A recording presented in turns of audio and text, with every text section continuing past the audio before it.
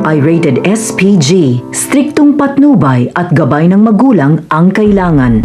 Isang mapagpalang araw kapamilya, mangyayari na nga ang araw ng paghaharap dahil matapos magkita ni Ramon at Marites ay humingi ng tulong si Tess kay Ramon dahil nga hinahabol daw siya ng mga kidnappers na utos ni Beng.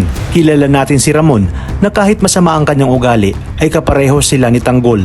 Hindi ipagdadamot ang tulong lalo pa sa mga ganitong klasing sitwasyon.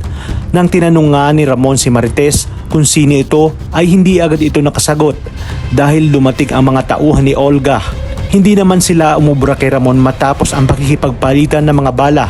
Ngunit nadaplisan ng bala itong si Marites. Kaya naman matapos pulbusin ni Ramon ang mga tauhan ni Olga ay agad niya itong isinama sa mansyon para magpagaling at tumawag ng doktor.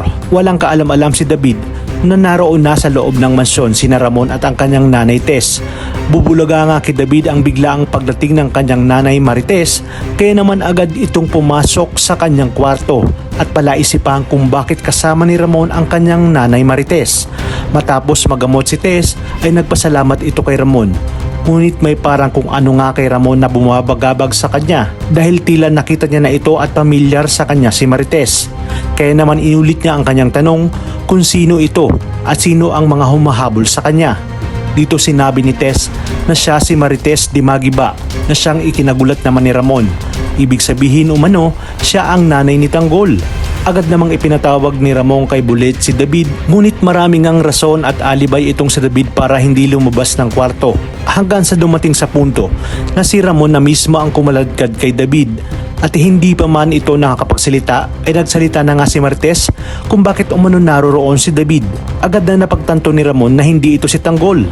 Halos lumubog si David sa kanyang kinatatayuan dahil wala na nga siyang palag at magagawa. Mas magugulat si Ramon at Marites nang biglang dumating si Olga at agad na itinuro ni Marites si Olga na siya umanong nagpakidnap sa kanya at nagpapanggap na Aling Beng. Dito na nga walang lusot sina Olga at David dahil sa sobrang galit ay pinakain ni Ramon ng bala si Olga at diretsahan ng tinanong kung pakana ba lahat ito ni Olga pati ang pagpapanggap ni David. Akmang tataka si David ngunit nagpaputok ng baril si Ramon at sinabi sa kanyang mga tauhan na wag hahayaang makalabas ng mansyon si David.